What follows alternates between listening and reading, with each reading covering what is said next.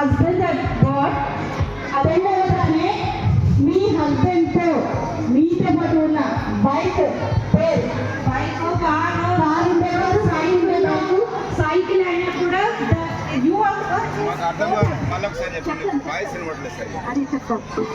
మీరు ఫస్ట్ ఏది కొన్నారో vehicle, what is the first vehicle you brought along with the brand name.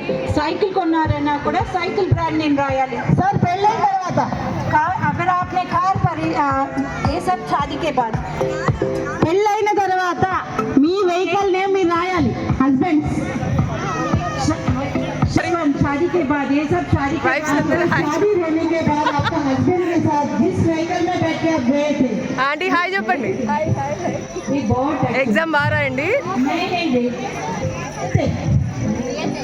ये तो हाँ